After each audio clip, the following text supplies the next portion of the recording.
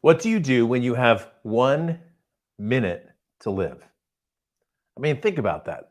What do you do when you have 1 minute to live? Well, if you're in an F-18 and you have a minute to live, you do the procedure that starts with letting go. All that and more, including a discussion on how to build and maintain a powerful mind. Ed Talks Live is next.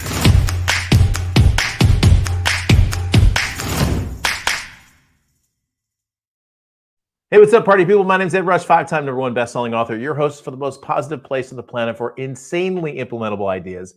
This is Ed Talks Live. Now, if you're new to the show, this is the place where you get to learn some amazing things that you can use in your amazing life to have amazing results and change the world. And if you're an old veteran, we've been at this for 2 years, you'd be like, Ed, where have you been?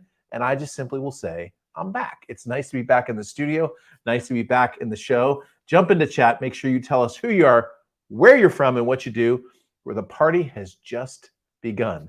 And today we're going to talk together about how to build and maintain a powerful mind. But before we do that, I've got this amazing die-cast model of an F-18. This was cut out of pure steel, I think, by my friend Eric Fitzsimmons. And this is like a perfect representation of what the F-18 is like. It's just a little bit lighter, even though it's kind of heavy. And you know, every F-18 pilot hopes that they never find themselves in an out of control airplane. That's when your airplane is totally out of control. You have no ability to use the controls to actually steer left or right or up or down. And the truth is, it's a very rare experience for most pilots, but it happens every once in a while. It happens every now and again. And when it does, it's terrifying. Some of you remember the movie Top Gun. With Tom Cruise back when, Tom Cruise was like 16 or something. Val Kilmer was in that movie, just after Willow, I think. And in that movie, Tom Cruise and his, as Maverick, and his Rio, the guy that was sitting in his back seat, Goose, went out of control. You might remember that scene. They ended up ejecting out of the airplane, and that was the scene where Goose, his backseater, died in that particular airplane. Well, there is one procedure. It doesn't matter what airplane, it doesn't matter when, that every pilot has memorized. I can tell you it's been since 2006 since I flew the F-18, but I could tell you from memory that the beginning of the out of control flight procedure goes controls release, feet off rudder, speed brake in, is still out of control, throttles idle, altitude AOA and airspeed, and yaw rate check. Now, look, that is the beginning of a long procedure. I could do it all from memory. Haven't done it since 2006, but it's stuck in my brain. And the reason it's stuck in my brain is because when you're out of control in an F-18, you don't have time to read a manual. You have to be able to do that procedure from memory. Now, I've gone out of control in the F-18 twice. I don't actually know very few people. I know very few people who've done that. I'm the guy, that failed kindergarten. So sometimes success wasn't always my style. And on this particular occasion, the story that I'm about to tell you, I was flying with a very young student, a very young wingman.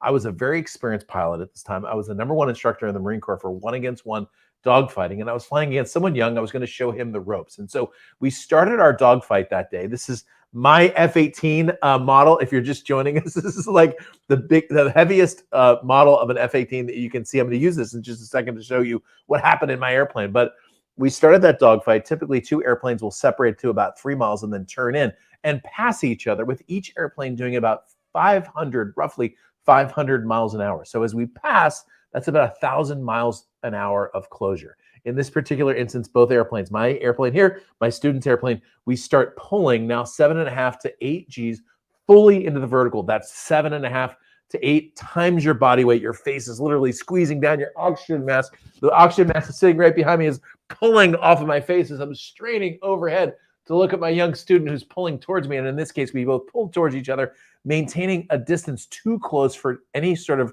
missile shots or anything like that. And then we pass each other, at about 250 to 300 miles an hour on each airplane, or roughly 600 miles an hour worth of closure. Now, in this instant, my young student begins a left-hand turn, perfectly acceptable move for him at the time.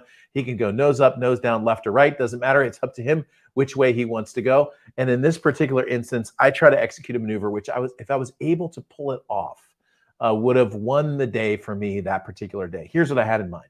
He was going to turn. I was going to go directly back into the vertical, which is 2 loops, the second half of a second loop. And as I was going to execute the second half of the second loop, what I was going to do is create about 4,000 feet of altitude advantage. So think about this way.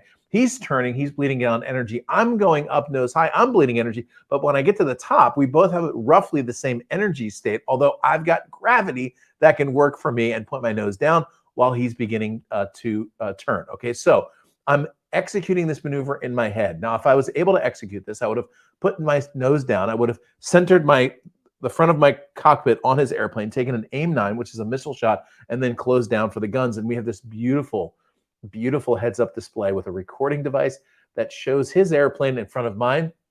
And that means you won. And by the way, we shoot simulated missiles in training because, if we shot the real thing, it would be bad for morale. Okay, so here I am in my airplane thinking through all these wonderful things that are going to happen to me that particular day. While in reality, what happens is when my airplane is directly nose high, I run out of airspeed and ideas at exactly the same time. Now, in this moment, my nose dumps, my airplane begins to spin, and in this same moment, my airplane stops responding to my control inputs. In other words, I'm completely out of control. I look up at my heads-up display, and I'm at 20,000 feet above the ground, which in this case was the Sea of Japan. That was the place where we were doing our dogfighting that day. I look up at my heads-up display again and see that I'm falling to the ground at 20,000 feet per minute. Now, I'm no math genius, but I can tell you if you're at 20,000 feet, falling to the ground at 20,000 feet per minute, you've got 1 minute to live. You've got 1 minute to get yourself and your airplane under control. And it's funny the things you think about when you're about to die. Because the thing that I thought about in the airplane that day was an instructor I had in flight school. Funny thing, I don't even remember his name. He was one of those big guys with a wrinkled forehead that looked kind of like he was interested, even though you knew he wasn't. And in flight training, my instructor said to me, Head, that was my call sign. He said, Head, if you ever get out of control in an F-18, the first thing you got to do is just let go. Just let go. And I'm thinking, what? Let go? Why would you let go? You're about to die. Why wouldn't you try to fly that airplane out of that particular situation? What I didn't know as a young student, but I did in the cockpit this particular day, is that in the F-18, they built this amazing fly-by-wire software into the airplane. Now, let me explain what happens in a normal airplane. Okay, when you're in a normal airplane and you're in a spin, typically what's happening is the airplane is completely stalled. You are spinning this direction. And what you're supposed to do in the cockpit, let's say you're spinning to the left, what you're supposed to do in the cockpit is push your stick full forward and then rudder your feet opposite of the direction of the spin. Now check it out. If you're going to the left, you're supposed to stick the stick forward, full rudder to the right. And then, this is the most important part, then when the airplane begins to get control again, you have to center the controls completely. And if you miss it, the airplane will begin to spin in the opposite direction.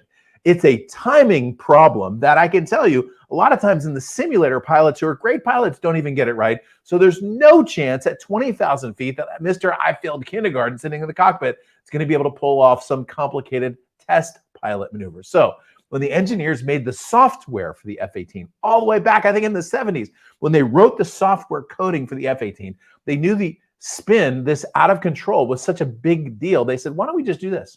When the airplane's in that situation, why don't we code into the software the perfect recovery for this system? That way the pilot doesn't have to think about it, okay? So the trigger to the flight control system, the indicator, the signal from the pilot to the flight control system that you want it to take over is when you let go.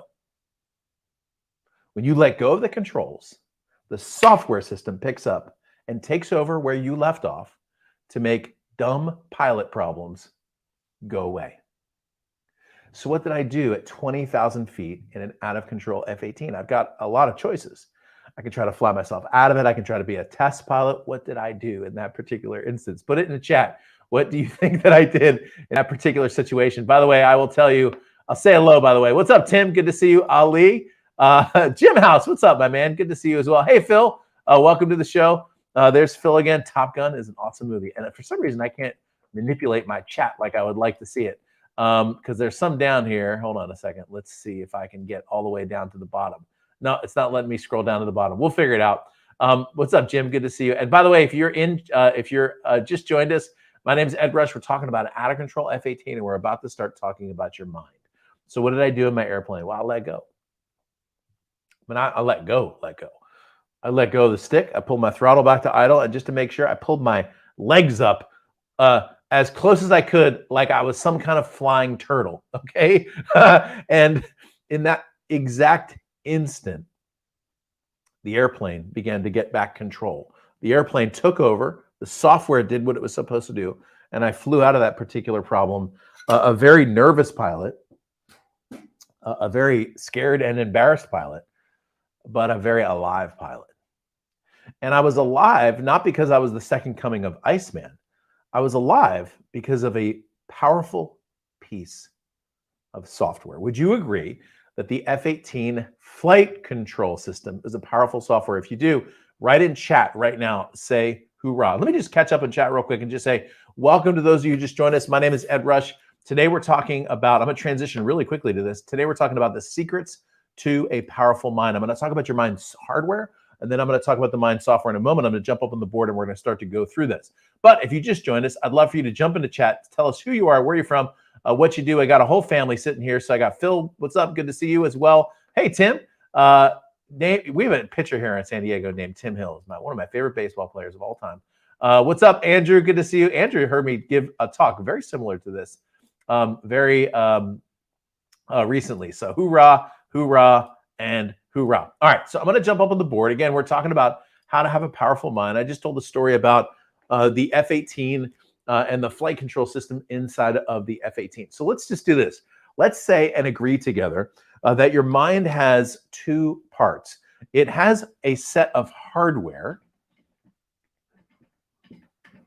and then that hardware runs on its own software. Now, to get to the bottom of how the mind actually works, you have to understand the operating system that is the hardware, the system that is the hardware, and then the operating system that is the software. So for example, let's say you're a person who has made money in the past, but you've been unable to keep money. Sometimes people like that, I call them Grand Central Station for money. Okay, so like, for example, I, at the beginning of my business life and career, and I'll tell you the story a little bit later on, was a Grand Central Station for money. You familiar with Grand Central Station? Have you ever been to Grand Central Station? I've been to Grand Central Station. If you go down to Grand Central Station, by the way, Grand Central Station is huge, and they've got tracks going everywhere, and you can go down to get your train down there on the tracks. And Grand Central Station is a beautiful building, and there's a lot of people moving in and out of Grand Central Station. But there's one thing interesting about Grand Central Station, which is you don't live in Grand Central Station. There's no like apartments down on the track. There's no place to sleep. There's barely any place to sit down. Grand Central Station is a place where you go to get somewhere else. Well, sometimes entrepreneurs become Grand Central Stations for money. You ever experienced that before, where you make money, but you're never able to keep money? You know, I had a client of mine one day. Her name is Carolyn. She called me once and she said, "Ed, I need to talk to you. I'm having trouble holding on to my money." Now, that was a surprise to me at the time, because what I knew about her business was a $17 million a year business, and she only had 7 employees.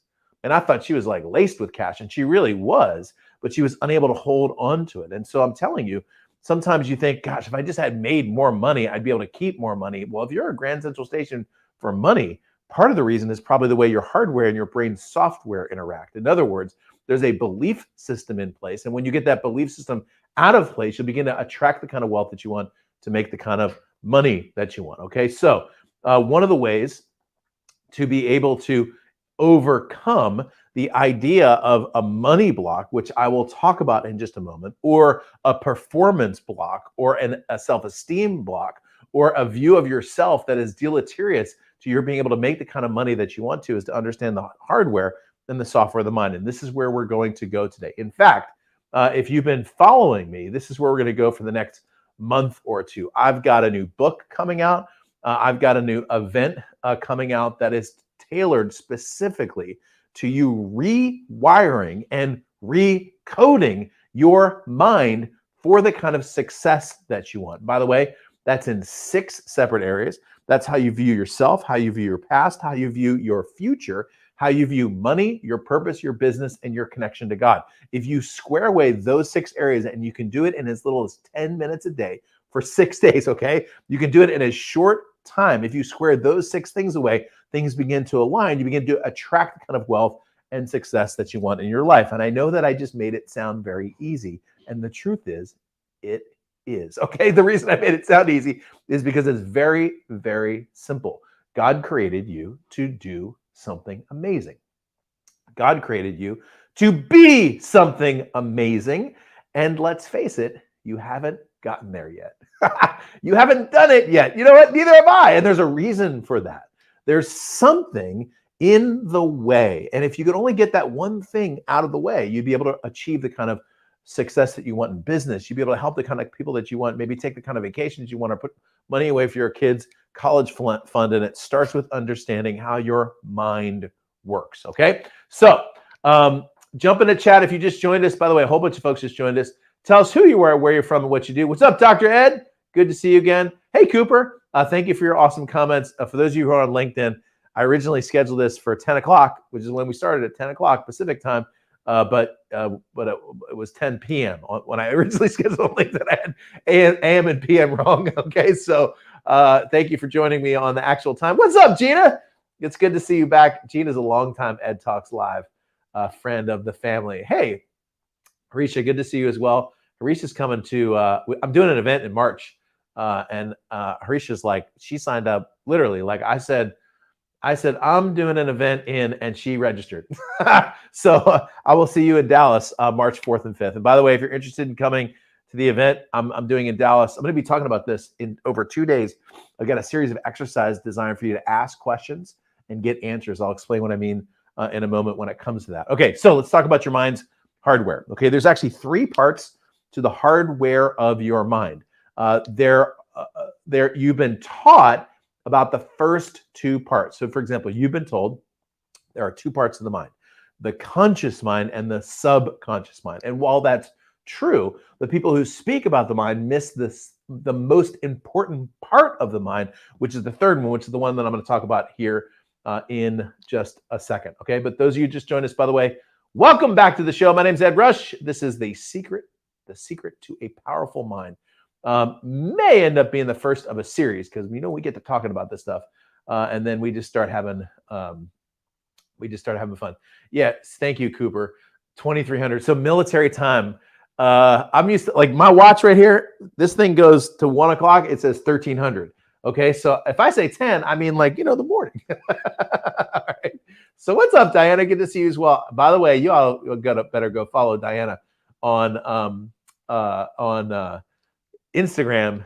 I think it's Organic Gardening Club on Instagram. She has beautiful pictures of all this amazing food that her students are growing. So it is great. And by the way, Nicole Gephardt, who's actually helping me with this amazing book that I'm writing right now, she said she'll be there in March, which is going to be awesome. Delisa, just if you could put the information for the event, I'll talk about it later on. But I've got this event coming March 4th and 5th in Dallas, Texas. It's called God Talks Live. The promise of the event is you're going to learn how to ask God questions and get answers, and then use those answers to rewire or recode your mind for success. It's a very simple process. I've taught thousands of people with an unbelievable success rate.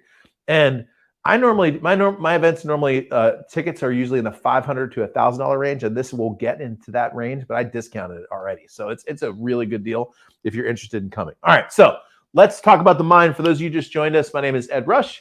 This is the secret to a powerful mind. And by the way, I'm going to be taking your questions as we go. So thank you, Delisa. There it is. God Talks Live, March 4th and 5th, Dallas. edrush.com/God Talks Live. I'll give you that link in just a second, but you can get it. Andrew said, boom, he's going to be there. Nicole said, boom, she's going to be there. I saw Jim House, who said he's going to be there.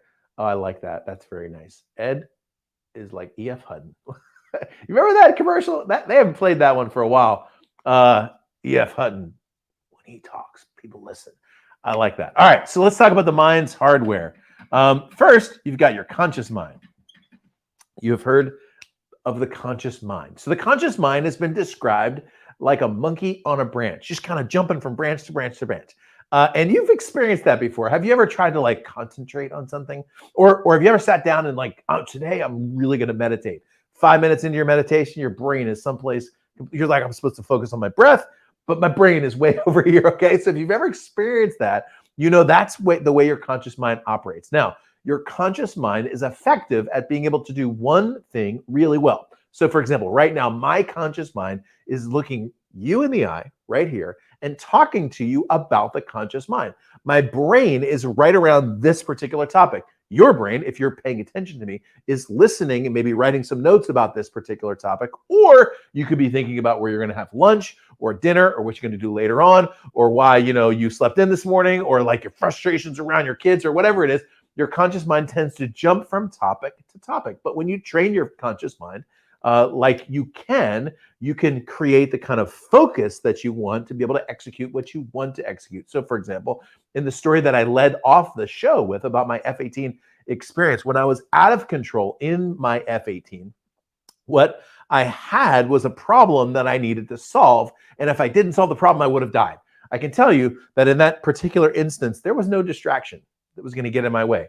There was no like if I got a text message in the middle of about to die, I would probably ignore that. If I got a phone call or like a Facebook post with like a funny cat video, I would probably have ignored that too. And it's a good thing to think about when you think about where you place your attention, because where you place your attention is likely to grow. That's actually something that you ought to write down. Where you place your attention, that is likely to grow. So if you're putting your attention on your income, it's likely to grow. If you're placing your attention on your health, it's likely to grow and get better. If you're placing your attention on your relationships, it's likely to grow and get better. Where you put your attention and your focus is likely to grow. So that's your conscious mind. That's where you're processing right now. The conscious mind is deliberate. The conscious mind has a conscience. The conscious mind has an ethic and a morality that you give it. So the conscious mind will not violate typically your belief system or your ethic. Okay, so that's the conscious mind. And that's the one that we're most familiar with. Now, let's move a little deeper. Let's go to your subconscious mind. Conscious. I didn't even spell that right. Subconscious. Okay. And by the way, for those of you who are new to my show, you might know that I do not spell things well. Okay. I failed kindergarten. You got the idea. All right. So your subconscious mind. The best way to consider your subconscious mind is like a missile. Your subconscious mind has a tracking device, and it's going to do everything in its power to get to the target. The crazy thing about the subconscious mind is, unlike the conscious mind, which is good at focusing on maybe one thing at a time, your subconscious mind can process hundreds and in certain cases, thousands of things at a time. Now, some important things to know about the subconscious mind. First, it has no ethic. It has no conscience. It's not even aware. Okay, it is simply processing the commands that you sent it to. So for example, if your intention, the focus of your mind is to be an amazing husband or an amazing wife or an incredible spouse, if you're thinking, man, I just want to love my wife, I want to love my husband, I love my spouse as much as I can, your subconscious will begin to work on that problem for you. And new solutions will come out of thin air. New ideas will just pop into your mind. You'll just start to think, you know what?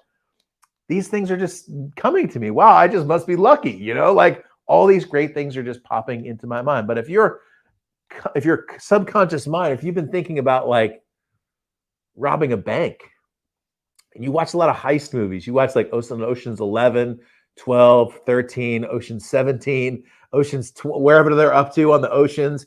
You watch like the Italian Job and you're like, man, I would love to like do a heist. That'd be a lot of fun if I could do a heist. And you start to think about it. You know what's going to happen? Your subconscious mind start to give you solutions for like robbing that bank. I mean, your subconscious doesn't know that that's not right. It doesn't know that like stealing things is, illegal and immoral and unethical. Your subconscious is like, man, I guess Ed just wants to rob a bank, right? And so it speaks to the importance of input. It speaks to the importance of where do you place your intention and your attention, because your subconscious mind is going to deliver solutions to the problems that you bring it. So let me give you an example. Let's say your mom always said, money doesn't grow on trees. And let's say your dad always talked about how scarce and hard money was to get. Man, money was just hard to get and hard to keep. And you got to work hard. You got to work hard. You got to put your nose to the grindstone, Dad used to say. You grew up in an environment where the amount of time you put into something was the amount of money you were going to get out of something, because mom and dad, man, they worked hourly jobs and they got paid, $12 an hour. And then eventually they got paid like $22 an hour. But it was time and money, and money doesn't grow on trees, and certainly it's hard to attract wealth. And you saw your parents all the time. The arguments that they were always have around the dinner table always had to do with money. And so you were like, man, money doesn't grow on trees. Money's hard to come by. Hours in, dollars out, and money brings a lot of stress. Okay, so now you've processed all that through your conscious mind. And whether you liked it or not, or whether you even agree with it or not, you've sent that all into your subconscious mind. You sent it in there with maybe a message that said something like this: money is the root of all evil. You've heard that before. You've heard that misquoted lie of a Bible verse. It's not in there, by the way. It's made up. Money is the root of all evil. Okay, so it's even close to what it says. All right, and you brought it in there, and you're like, money is the root of all evil. Money doesn't grow on trees. Money brings problems. Money brings stress. Money's hard to come by. And you send all of that down to your subconscious mind, and your subconscious mind begins to process that. Now, your subconscious mind doesn't know that that is a false belief system. Your subconscious mind doesn't know that that's going to hurt you long term.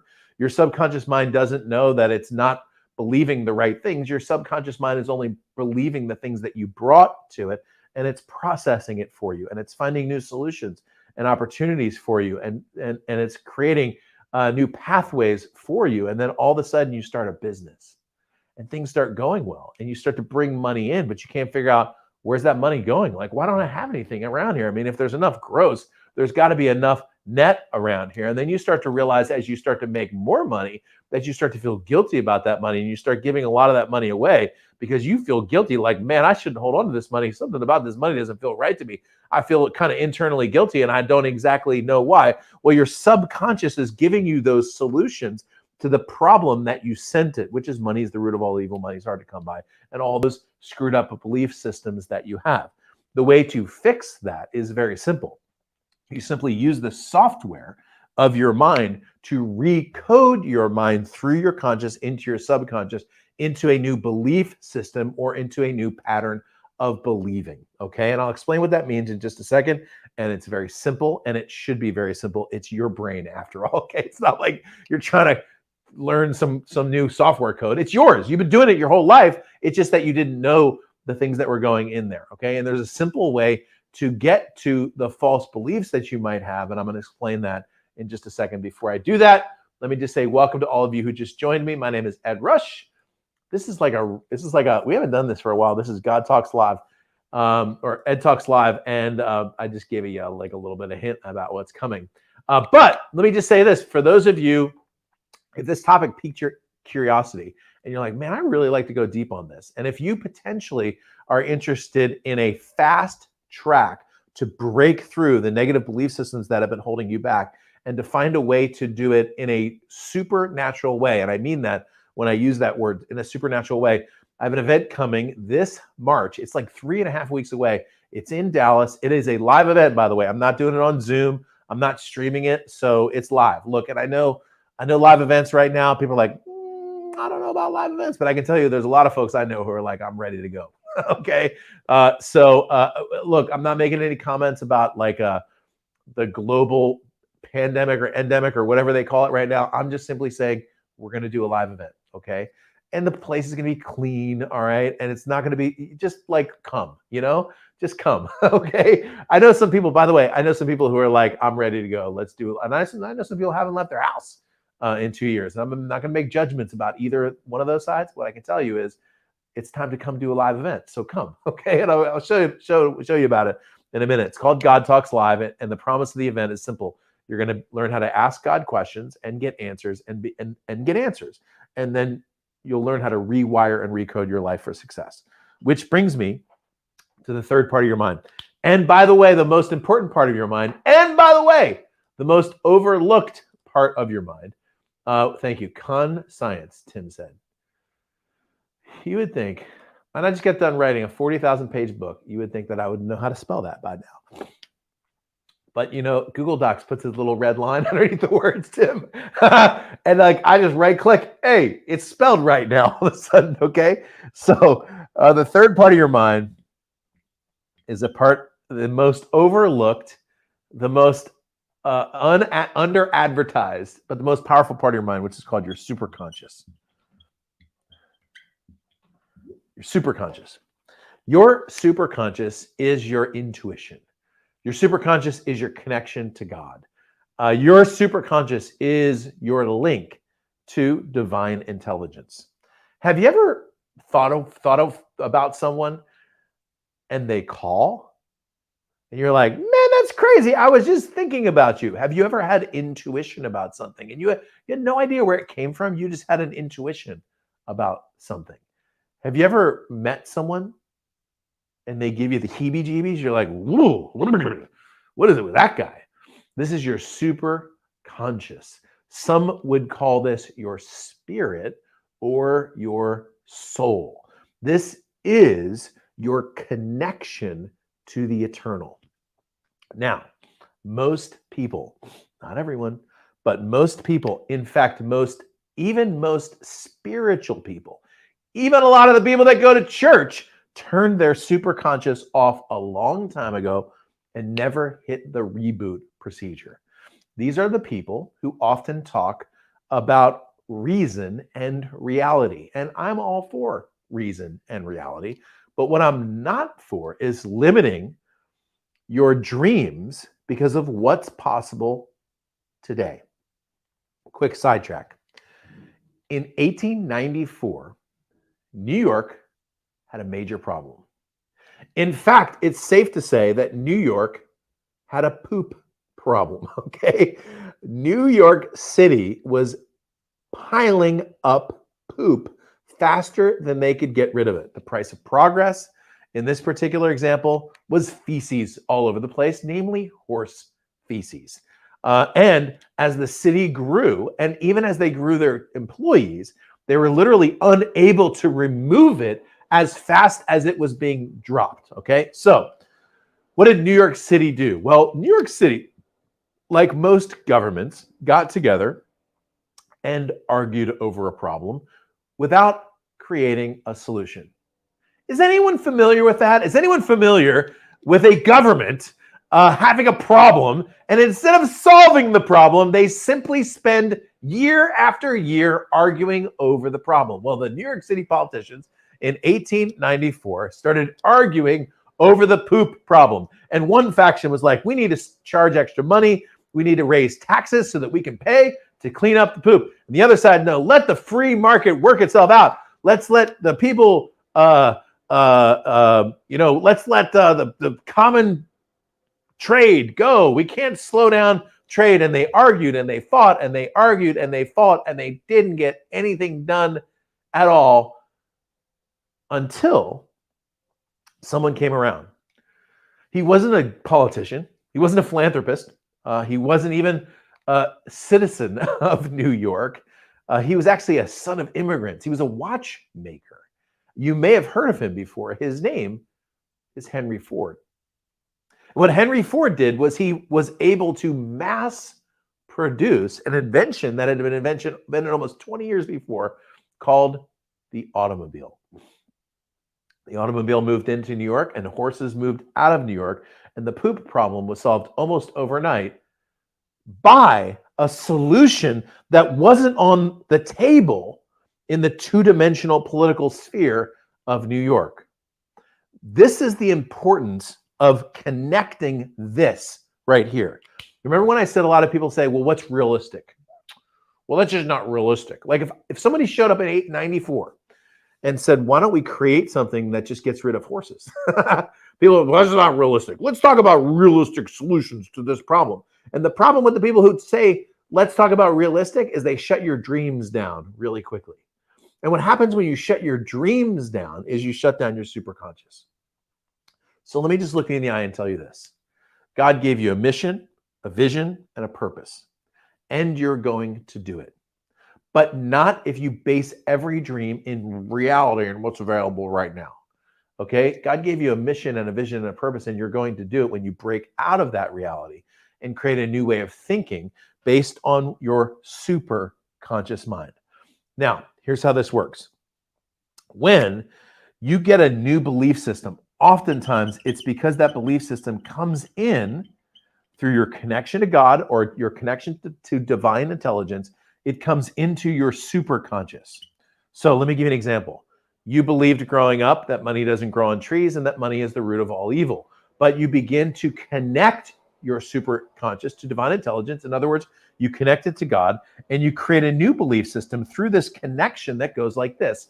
You are blessed to be a blessing. So write that down. You are blessed to be a blessing. It's a new way of considering the flow of money into your life and into your business.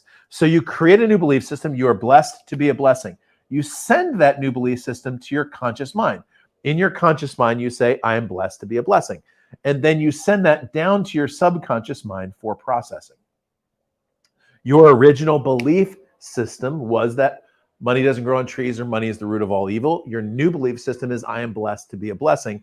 And so you say, I reject the lie that money is the root of all evil, and I choose instead to believe that I am blessed to be a blessing. And in that moment, that exact moment in time, your subconscious takes the old belief system, sets it aside, takes the new belief system, and begins to process and create solutions around the new belief system. Remember when I said it's not that hard? In fact, it's pretty simple. That's what I meant when I said that. Okay, so this is the hardware side of your brain. I'm going to move into the software side in just a second. But before I do that, first, I already started talking about the software side. And second, jump into chat and tell us who you are, where you're from, if you did just join us. Hello, Gina said, totally needed this reminder about not limiting dreams to current reality. Man, it is unbelievable. It is unbelievable how much the I reject the lie that money doesn't grow on trees, and I choose to believe that I'm blessed to be a blessing. By the way, sometimes putting that into chat, I mean this, sometimes an extra step tells your subconscious, for real, Tim's for real serious about this. Okay, this is really good. I am blessed to be a blessing. All right, so check it out real quick. Hey, what's up, Ben? Ben is coming to the event in Dallas. It's gonna be awesome. Yeah, you gotta read. Yeah. And by the way, if you haven't read 21 Day Miracle, yeah, you get to get your butt into Amazon and get that book. It's only 99 cents on Kindle, and I think it's like 12 or 15 bucks on paperback. It's about the best price for content from me. Let me just put it that way. Okay. All right. So before I move into, I'm going to talk about the software in a second. But before I do that, let me just tell you, I got an event coming up that you need to come to. Some people say, hey, Ed, I really want to come to your event on March 4th and 5th in Dallas, but I'm getting married that weekend. And I'm like, you know what? I totally get it. I understand you're getting married. Just move the date, move it a month, come to the event, get square about money, and then go to the wedding. And then you can afford to have a really nice honeymoon because of all that you learn at the event and implement. Okay. So I'm only partially kidding. So the website's below, edrush.com/God Talks Live. Let me just tell you the promise of the event. Very simple. Number one, you are going to learn how to ask God questions and get answers. Let me just say, by way of introduction, that you don't have to have any particular spiritual belief system in place to make this technique that I teach work. I've done this with atheists and Hindus and Christians and Buddhists and Muslims and skeptics and people who don't know what to believe but pretend to anyway. Okay, so it's not necessarily based on a doctrinal religious system or anything like that. It's based on the way that God communicates to your brain. Okay. Now, if you come with your system, you're welcome to come with whatever you believe, as long as you're willing for me to push you a little bit and to encourage you to allow your thoughts, your negative thoughts to go away and your positive thoughts to go. Okay. So a couple promises. First, you're going to learn how to ask God questions about your business and get answers. We're going to remove your money blocks. So one of the biggest sessions in the training is I'm going to show you how to take the blocks. Most entrepreneurs I know have at least one and as many as 4 different blocks. These are things that are stopping them from the money coming to them. And if you feel like, man, I've been working hard, why is everybody else so successful and I'm not? I'm going to show you how to break through those money blocks at the event. Okay. You'll make a clean break from your past mistakes and regrets so that you can live fully in the present moment. We're going to do a section on your past, which is very, very powerful. And then you'll get crystal clear on your mission so that you can live a more purposeful life and create a business around your life that you want to. And the other great thing about the event is it's a great group of like-minded people. You're going to be in a small group. Just so you know, right now, I just checked it this morning, and I haven't done a lot of promotions on this. This just got announced like about a week ago. We've got a little over 30 people, about 32, 33 folks registered. I expect that there'll be anywhere between 50 and 60 people at the event. It could be more. Hopefully it would be more, but that's about what you're looking at, and it's intimate. Okay, so it's enough that you're going to be working through some stuff. There's going to be time to do some worksheets and to do a little planning. And as you're doing this work, there's going to be time for both me and for my team members to help you out. Okay, so it's not like a huge event where Ed gets on stage and then disappears back to the green room. That happens at some of my events, but this event is more intimate. So you're going to get a little personal touch, okay, and a little bit of attention, which is a lot of fun. All right, the website's below, edrush.com/GodTalksLive. If you're coming and you're already registered, let me know in chat. But I will say this, the investment is unbelievably low, okay? So it's $297. You click the button. It's over an Eventbrite, okay? So it's a simple place to check out. You click the button. You can see that you can just check out right here. It's $297, which is a no-brainer, okay? Is about the best deal that you can get on an event from me. And just so you know, that's going to go up. So it's going to go up to $497. Actually, when I launched the event, originally it was $497, but I took it down for you. So that's available for a short time, probably about another week or so before that changes. Okay, so just get in, register you, and bring a spouse, bring your significant other, bring your kids if you want to bring your kids and get their mindset straight. I promise not to say bad words from the stage. Okay, or many.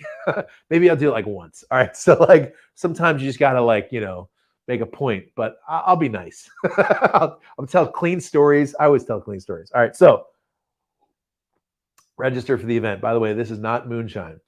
It might be eventually, but not today. It's just water. All right. So there you go. God Talks Live, March 4th and 5th in Dallas. If you could throw that link. Yeah, she just did it. Boom. There's the link in chat right there. What's up, Deb Cole? Deb had me on her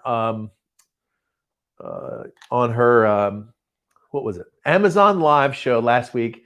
And I just started my Amazon Live account. So some of you are watching me right now on Amazon Live. How cool is that? All right. So we talked about the software. Sorry, we talked about the hardware. Conscious mind, subconscious mind, which you knew about, superconscious mind, which very few people ever talk about. Now let's talk about your software. And then I'm going to sit down and answer any questions that you have. And then we're going to wrap up today's show. Kind of fun to be back, by the way. For those of you Ed Talks Live family, we did 125 episodes, something like that. Almost 130 episodes. And then I took a break for a while because it was just time for me to go and write my book. But I'm back. The book's almost done. And we're going to start doing these just for fun. All right. So software, quickly. Let me just kind of walk through this. And I'm going to do it in reverse. You have a series of results in your life. You have a bank account that reflects a result, a money result. You have savings that reflect your result. You have relationships that reflect a result. You have a fitness that affects a result. Now, those results that are in your life are there as a series of actions. Okay, now, I know that some of the things that happened to you in your life also affected those results. I'm not negating the things that may have happened to you, but let's just say for the sake of argument, that the results you have are as a series of actions. So the money that you've made are as a series of actions. The money that you haven't made is a series of actions. Those actions are there because of a set of thoughts. We already established the fact that in your subconscious, the things that you were thinking about are the solutions that you're creating in your life and your business. And so those thoughts, those actions are there because of your thoughts.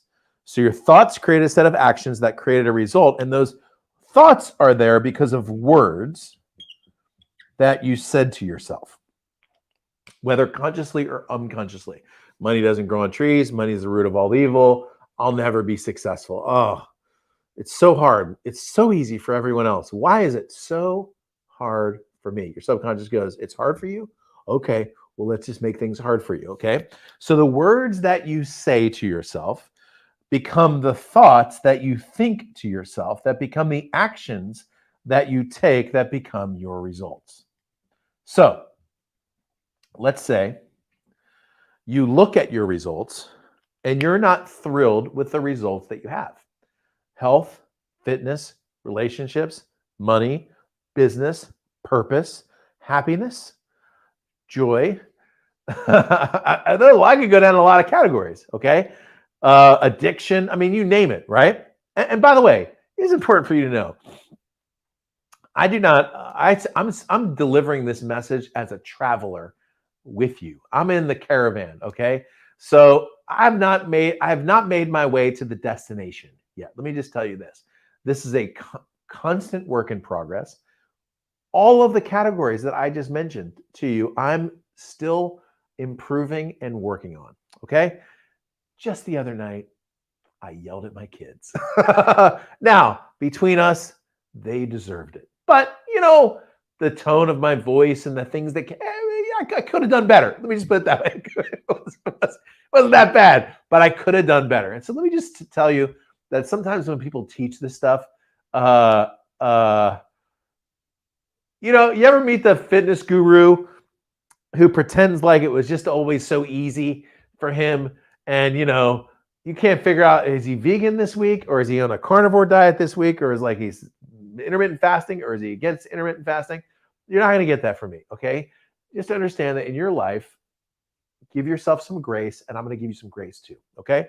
So just because I'm teaching this stuff doesn't mean I've perfected this stuff, but I'm pretty good at it, okay? And I've gotten a lot better at it, okay? And that's the reason why I'm teaching it to you. All right, so theoretically, if you look at your results and you're not thrilled with what you see, would it be safe to say that the things that are happening in your life are there because of actions, which are there because of thoughts, which are there because of words? And if you accept my proposition, which you should, wouldn't it also be true then to change the results that are in your life, you begin to change your words? The answer to that actually is yes. But this is a lot different than what you've heard, which is affirmations. You've heard this before? Well, people can just say, you got to just wake up in the morning and you just got to say your affirmations. I have nothing against affirmations. What I have against affirmations, how can I say that? I have nothing against affirmations, and then I'm about to tell you that the problem with the affirmation world is the affirmations rarely make their way into the subconscious mind. And the reason for that is often they don't have power behind them. That's the reason when you connect the hardware, you start with your superconscious into your conscious and down to your subconscious. Do you see the direction there? You start with a new belief system that's delivered to you in a conversation with God, in a connection to divine intelligence. Because when you hear that, you know it's true. Okay? So let me just give you this little bit, and then I'll jump in and ask your questions. Okay? I'm going to do this quickly. And Tim asked the question, is it $297 each? Tim, email my team that question because they can help you. If you're bringing guests or something like that, they can help you work all that out. Yeah, cool. All right, so I'm going to do this quickly. I know this is small up here. This is reaction. This is at the bottom of this pyramid. This is what most people do all day long, which is react to things. If you watch a lot of news, most people react to things, stress, okay? This here is data. Most people just say, give me the data. I just want to know the data. The data is worthless. The data is worthless without somebody connecting it to knowledge. This is knowledge. Above this is wisdom. There's a huge difference between knowledge and wisdom.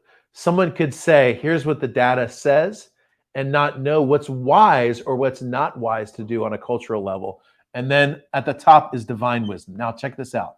If I put effort over here and the result over here, you put about 99% effort for about a 1% result here. For data, you put about 80% effort to get about a 20% result. Here at knowledge, you put in 20%, you get out 80%. This is the first time those numbers switched for you. When you're operating out of wisdom, you're putting in 4%, you're getting out 96%. And when you're operating in divine wisdom, you're putting in 1% and you're getting out 99%. In other words, life is easy. You have a lot of peace. You may find yourself, like I find myself a lot, where I'm like, man, I don't have much to do. I don't have much work to do. And yet there's still revenue coming in. How amazing is that? That's because you're operating up here at divine wisdom. When you're connected to divine wisdom, you get answers from your subconscious into your conscious mind and into your subconscious mind. That's what the event in March is all about. It's actually what my next book's about too. But you want to come to the event.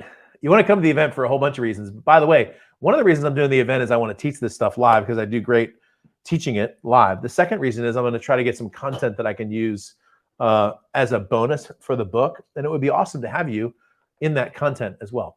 I'm good enough, I'm smart enough, and doggone it, people like me, which I think was like Stuart Smalley or something like that. Email support@edrush.com, Tim, if you have questions about the event. And my team would be happy to help you out and work together, work a deal or something like that if you want to bring a guest, which is totally great. I'd love for you to bring a guest, and we'll do our best to make that possible for you. All right, so I'm going to stick around for a minute or two just to answer some questions. Let me just sort of wrap up where we started with. So I started by telling you the story about my F-18 out of control and how they wrote into the software of an airplane a life-saving procedure. What I brought that into is a discussion of the hardware. The F-18 is amazing hardware, so is your brain. And the software, the F-18 software is amazing software, and so is your brain. The problem is that with most people, the software got miscoded. And much like you would do with a computer, if the software isn't delivering the result that you want. So for example, let's say you're in a Word document or a Google document and you type the word subconscious, but you spell it wrong. That software is supposed to look at that word and go, Ed spelled subconscious wrong again, and put a little red line underneath of it. Well, recently, my Google document for my book, which is about 130 pages, the Google Doc, the book will be over 200 pages. It started slowing down. And part of the reason it started slowing down is because it's a huge Google Doc. And Google Docs aren't used to being that big, okay? Well, that's a problem with their software. And they were like, yeah, we know this is a problem, and our team is working on it. And they'll fix it. They'll create some way for the spell check to, go through it in sections or something like that, but they'll fix the software. And because if you have a software issue, you fix the software. You just write new coding.